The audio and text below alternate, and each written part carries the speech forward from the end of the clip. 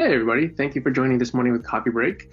We have Chris Fleck here with us, being able to answer our questions, and go ahead and feel free. If you do have any questions, raise your hand and we can unmute you and you can ask the questions. Or if you find you're a bit too shy, go ahead and then type them in the questions chat box and we'll read them aloud for you. Just to let you know, we are giving away prizes for those that choose to participate, so don't be shy. Also, this is more of a public forum, so no NDA comments, please. And that also goes to you, Chris. So, Chris, you can go ahead and. All right. That's one of my weaker spots around holding in new cool things. So anyhow, we all get excited. Yeah. So Chris, why don't you introduce yourself, tell us what you do here at Citrix, and go for it.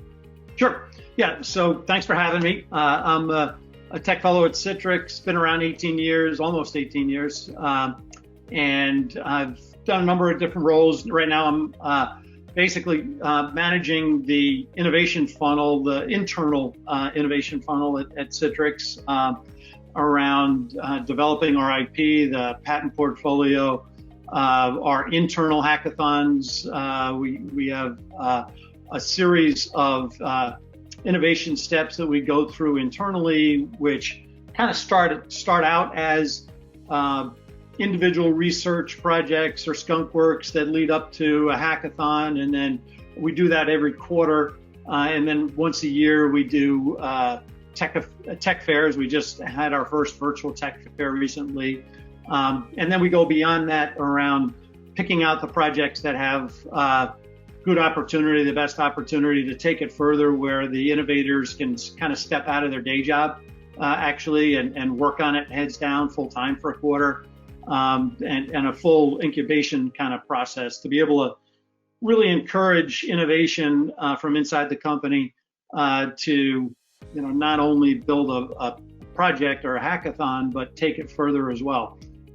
So that's what I do. Also have a team of folks, small team of developers that are full-time building prototypes and building things that are not in the roadmap, and getting validation, showing them off to potential prospects, customers under NDA, or our sales team to really get validation before we take it further and before we get it into a roadmap. So I'm always looking ahead and always listening, and I'm really excited about the Converge and the developer conference you've got here. We really want to encourage an open ecosystem of innovation for Citrix, and having the technical community around Citrix participate and contribute and benefit themselves around the tools or the platforms that we can provide.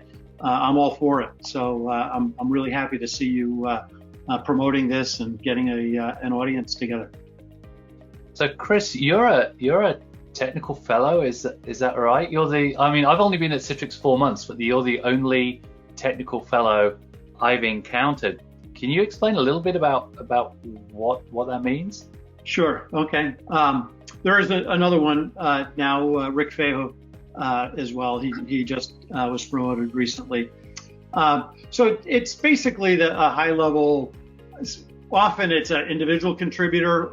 For myself, I have a small team working for me, but it's kind of by definition that the idea is to provide a technical ladder typically for engineers, but for folks that don't necessarily want to have hundreds of people working for them, where they want to stay hands-on and they want to get really engaged with technical projects, but don't necessarily have that breadth of a huge organization, which then becomes a different kind of work scope in terms of what you have to do. So at Citrix and a lot of other tech companies have this role that basically allows technical folks to be able to move up the individual contributor chain, or with different kind of scenarios that get you to that spot. So Very cool. I didn't fit the typical pattern of the role, but it's a rewarding role in terms of getting to work with developers, getting to see what's going on in the industry, encouraging innovation across the company, and being able to actually see many of those things end up in products. Yeah, I think that it's an important career path for techies, because I think, this idea that once you get good at something, you got to stop doing it and start managing people. It can be counterproductive because they're just different skill sets. I've known great managers who have not been the technically smartest person in the room, but they've organized, they've managed organizations of hundreds of engineers. And, and I've known great techies who I would not ask to organize a drinking party in a brewery, shall we say. Anyway. Well, I mean, we had that one panel with PJ, and he mentioned about his even coding expertise. He's like, well, I was good, but I was never great. And I think it works out for him being an EVP now. So there you go. All right. Yeah. It's like it takes all sorts. That's why we have teams, to bring all those different personalities together. Okay, so getting into some questions. So it sounds like your role, it's kind of similar. So Sunny and I are on the developer ecosystem team. We're very focused on our customer and partner communities, but in a very public way. Right. And it sounds like you have a similar role, but it's a more, you're kind of really talking under NDA. You're talking maybe evangelizing technologies within the company to Citrix engineers, where you're kind of out there blazing the trail and showing what's possible. And are you going to the engineering teams within Citrix with those kind of ideas and possibilities and saying, hey, there's this third-party technology, we should look at supporting this, taking advantage of this? Yep, I do that all the time. So, so probably the bulk maybe is organic. Like, what are we doing? And we meaning company, the 2,500 engineers and a couple of hundred, product managers and designers, as well as then my small team of, a handful of folks. But as part of the bigger picture of innovation, I really, I'm always looking at startups. I'm looking at the companies that we have in the Citrix-Ready program, and I think we've probably got some of the developers that are participating here that are Citrix-Ready. Actually, I started that program way back, probably 15 years ago at Citrix. It didn't exist back then. So yeah, and before Citrix, actually, I was a founder of a startup. So I started my career at IBM, did that for a bunch of years, and then back in the dot-com days, got my ambition up and saw all the successes of the dot-coms, and took the initiative to do a spin-off from IBM. And so I did a startup for a number of years, and went through that life cycle. It was a learning experience, and ended up at Citrix. And quite frankly, I didn't expect to be here this long, because once you get that kind of fire in the belly, you kind of expect that you'll just keep doing that again and again. And Citrix has been a good place for me, where I've had enough freedom to do a lot of things, like go engage with startups, or go down the path for innovation, or go pursue an M&A thing. So I mean, I've had enough freedom to actually keep me interested, and we've got a great culture here. And a lot of our culture, goes back in time, where we've always been a partner-centric company. We've always engaged partners around our reselling partners, our solution advisors, our the Citrix-ready partners, the ecosystem. With developers, we've had pockets of engagement with developers relative to like our on-prem virtualization products or Podio, but I'm really excited with our micro-app platform where we can do, we have something really more substantial to offer developers. Also cloud native, that's becoming more and more relevant in the industry, and with our ADC products, we've got relevant platforms and solutions there that are useful for developers. So I'm really happy that we can now broaden our scope for innovation and tie in the whole ecosystem and make it worth it for them. They've got to, whether it's directly them building a product that they sell, or it's they work in a company and they solve a problem by building their new thing. I'm all for it.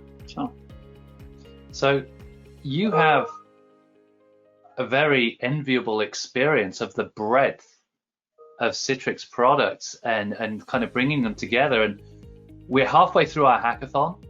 Yeah. We've seen some great submissions already. We've seen amazing submissions in the past.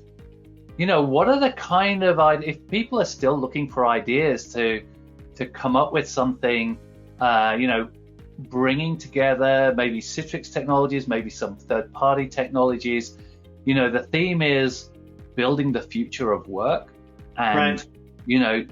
From business continuity to what are the three tiers, Sunny? Business continuity, and then business optimization, and then workforce.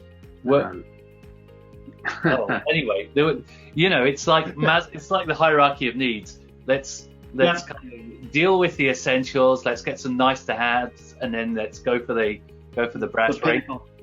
Yeah, right. Exactly. What kind of projects spring to mind when you look at like the breadth of services we have that a developer could, really get their teeth into? If they haven't had a lot of experience already, because we have a lot of students. In the conference. Yeah. So what comes to mind when you ask that question is, not sure if you two were familiar. Probably, I'm sure everybody's familiar with disruptive innovation, right? Everybody has used that term. Everybody's talked about it. Not sure everybody understands it, other than it's new and big, or breakthrough. But that came from a Harvard professor named Clay Christensen. The Innovator's Dilemma. Yeah. The Innovator's Dilemma, right. Classic. And so I'm a huge fan. Matter of fact, I read his book, Innovator's Dilemma, kind of after my startup, and I wish I read it before. but I became a big fan of his. And then I went and went up to Harvard for a workshop with him, back years ago. And it was really good. And we engaged with him. So, after I met with him up at Harvard, and he's not just a professor. He's done his own startups. He's really engaged and been a consultant for a long time. But, much more than just theoretical. And so he came up with this disruptive innovation, not just the term, but the theory behind it, where you would have these sustainable innovations, which are pretty much adding features to existing technologies. And a lot of companies are good at that, right? They listen to their customers, and the customers tell them, I want this widget, I want this feature, I want this feature. And the engineering teams go off and build them, right? Or, product managers listen, and Sunny designs it, but it's still, it's kind of like listening and just responding. But then you get these upstarts, these startups that often don't have a product, don't have a customer base, and they come out of nowhere and they try something new. And typically it's subpar in terms of performance, but it's really cheap, and it finds customers that didn't exist before. And what happens is, over time, Moore's law improves the underlying technology. So what was cheap and poor performant, 5 years later is now good enough for mainstream. And the sustainable feature creep kind of improvements, they become more and more expensive and more niche, to where the market opportunity is smaller and smaller. Right. And so he's definitely, would want anybody listening to go, just Google disruptive innovation, and you'll see the charts and the theory, and he's got some great webinars out there. But he came down to Citrix actually and spent time with us. And one of the theories that he talks about, it's kind of an adjunct to disruptive innovation theory, but it's relevant directly to your question about how do people get ideas. And what he talks about is don't just listen to the customer, right? Because yes, you have to do that to 70% of your resources or whatever, but you gotta take this, carve out time and resource and priority for things that our customers aren't asking for, but might be valuable, because it's the Henry Ford quote about it. When he had his first car, if he just asked people what they wanted, they would have said faster horses, right? They wouldn't have said just about to say the same. Yep. This crank up thing that billowed smoke and didn't work very well, but changed the world back then. And so what Clay Christensen talks about is watching defining the jobs to be done, and looking at this audience that you've got, and that audience. Like for Citrix, often that's it could be the end user, like a knowledge worker at a company, in terms of what's the task they're trying to get done in terms of navigating applications or running an application or getting through security to do it, or the business owner of that group of task workers, like what are they trying to get done? So it's don't look at the features, but look at what's that business leader trying to get done, or what's that knowledge worker trying to get done, what's that IT architect trying to get done. His job is to do a bunch of different things, right? But if you can translate and observe, like what's the jobs to be done for that IT administrator or for that knowledge worker, and then start peeling that apart, and discovering pain points, and discovering wasted time, and discovering overhead. A lot of times, I think those are good exercises to come up with ideas about, go build something new, go build something that's worthy of a hackathon. So I think the jobs to be done theory is another one good one to Google out there. But those are my pieces of advice. Yeah, that fits in the workforce and talent strategies category that we have for the hackathon here. New hiring models. How are you going to handle remote work and during this crazy pandemic time? So good advice on that one. That's a perfect one. Everybody's experiencing now, right? Is just the remote work. It's not, we're all discovering, most of us, right, used to do it part-time or occasionally. Some folks have been doing it forever, but the other 80% that have just been doing it part-time or not at all, and now they're into it 100%, they're seeing all kinds of pain points. They have a job to get done, to, whatever their day job is, but there's all kinds of things that get in the way. And if you can uncover what those things are that get in the way, those are good projects. So if you've thanks, Chris, and if you've joined us since we started, a little after we started, we're talking to Chris Fleck, Citrix fellow who runs the innovation team. And if you'd like to ask a question, then please put up your hand and we can open your mic or type it out in the question panel. And just following on from what you were saying about the hackathon entries there, that's just great general advice for anybody looking to build products or services on top of our platform. We're morphing from products into a platform and offering all of these services.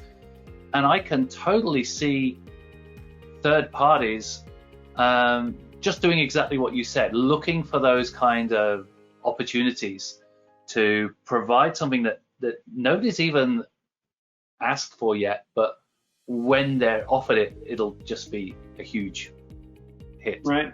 Yeah. Another, corollary maybe to the jobs to be done and things that I think make sense to look for, especially, from our partners that are maybe out, building things right now for today, is, look in the areas like where you're an expert. Like Citrix is got this platform, and we've got customers in every industry, right? In healthcare and manufacturing and finance.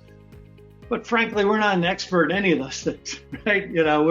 We have a couple of domain expertise, folks that we've pulled in from those industries, but we don't have industry like specific solutions, and we really rely on partners to provide those. And so, a really good opportunity again is to look for where you've got expertise, you've got domain expertise. More than Citrix knows about solving those pain points for end users or for customers or for IT in a particular industry, and go deep in those because, again, we've got a great platform, but being able to go deep is a real opportunity for our partner and technical community.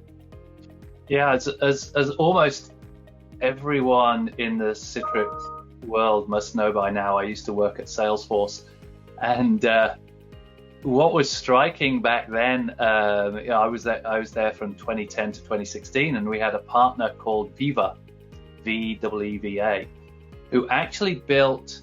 So Citrix, of course, Salesforce, of course, is a Salesforce automation, customer relationship management.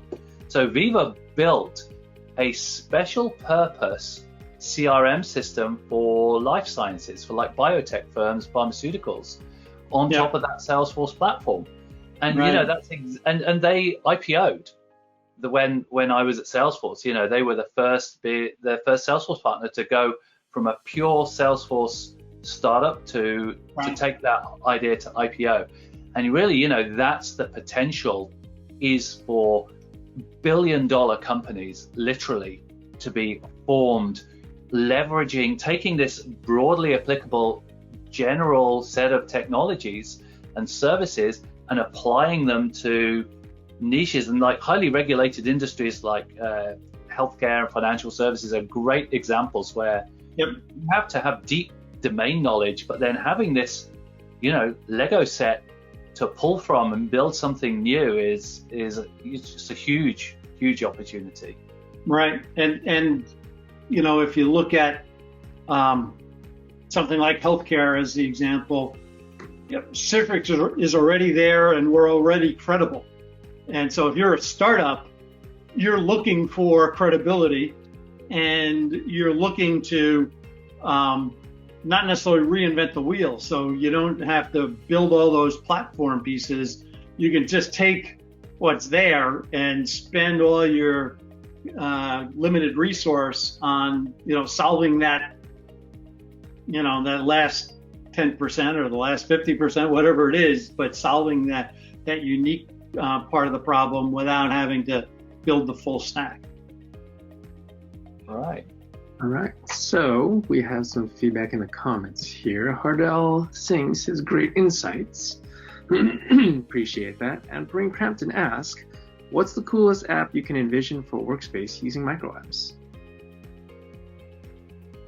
I'm looking at Pat here with the NDA reminder. So I'm literally, as we speak, right over here on my Workspace Hub, writing up a patent as we speak. So I can't disclose everything around some of the things. Should we modify the question from the coolest app you can envision to the coolest app you could tell us about? Right. Sorry, Chris. Yeah. So, I noticed in the, some of the submissions, somebody submitted a project for search. Search is still unsolved, and it's hard. I think that's one reason why it hasn't been solved yet. But people still waste a lot of time searching for stuff, right? So I think that's a ripe area still, and there's probably different methods to do that. Let's see. There's just so many. One of the things I like a lot about the MicroApp platform is that, again, because you're building on a platform, the hurdle to productize or make it useful for an organization or for a company, or to go to even resell, is quite frankly relatively small compared to building a full stack product. So, and that's quite frankly, that's one of the frustrations we have in Citrix. We've got lots of folks with a lot of ideas, but the hurdle to actually get it into the roadmap, or first the backlog, and then validate it, and then roadmap, and then finally in the tech preview, and then finally customers after that.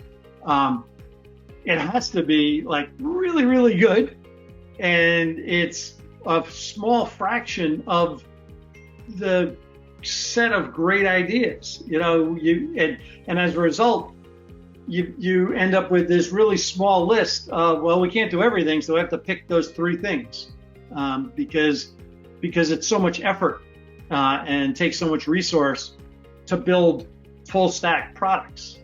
On the other hand, with a MicroApp, you're building on this platform that already exists, the threshold can be much lower. You don't need an ROI business case and 100 customers committing to buy it and all kinds of justification for it. So you still need some, obviously, and it still makes sense to validate it. But the threshold to get ideas to customers and get solutions to customers is much lower, and therefore I think that's really good for developers. It's good for innovation inside Citrix, where you get to see your MicroApp used, right? Because I think that's the ultimate reward for a developer is, quite frankly, a lot of times the money is secondary. It's like, I want to see my baby being used and customers using it. And so if we can shorten the path from a cool idea to actually getting it in customers' hands, I think that's a big opportunity, and that's why I'm excited about MicroApps. You kind of hit on one of the key attributes of a platform, is that you're taking a lot of that boilerplate routine code that no developer actually really wants to write and just pushing it down into a platform, so you can focus on that little nugget of value and moving that quickly. So we've got one final question. We're coming up to the bottom of the hour from, I have to put my glasses back on now, Swati Shukla, and apologies if I've butchered your name. So what's the one thing you don't like about MicroApps and would love to improve? That you can tell us about. Sure. Yeah. Well, I'll tell you. And so, by the way, some of, I've built some, and some of my developers have, built MicroApps. Some of them we're, putting into the product now. And quite frankly, one of the probably the one thing is, I would say, the limitations. The good news is we've got this platform and we do a whole lot of things for the developer, but it's also can be restrictive, and it doesn't give a developer all the freedom, or even a designer all the freedom that they want, and that's something that we're working on. So that's a valid obstacle that we've seen, I've seen, our team has seen, and if anybody out there has seen it, okay, chime in with the feedback. But we're doing things to address that as well, to basically give developers more freedom, because quite frankly, the way that the platform started out with the builder tool was more of a non-coding, do-it-yourself thing, and we don't want to lose that. But on the other hand, for core developers, we don't want to put too many handcuffs on them, and that's kind of what we've done, right now. So giving them more freedom, I think, is a good future step. All right. Awesome. So looks like we hit our time, and since Tara's not here, I'll go ahead and pick the winners on this one. So I'll say a big congratulations to Hardile Singh, Pareen Crampton, and Swati Shukla for participating. Look for your Bluetooth audio water bottles coming your way there. And a big thank you to Chris for providing so many great insights and his perspective on the future of technology and working at Citrix. And because thanks for having me. I was just going to say, because it's 2020, somebody in my house chooses that moment to print something on the printer right next to me. So there you go. But yeah, I'd just like to say, absolutely reiterating, Sunny, it's been an absolute pleasure, Chris. We could riff on this all day. It's a great topic, just the whole innovation and platforms. It's been great talking. And thank you to all of our audience for their great questions. All right. See you later. Thanks for coming. Bye-bye.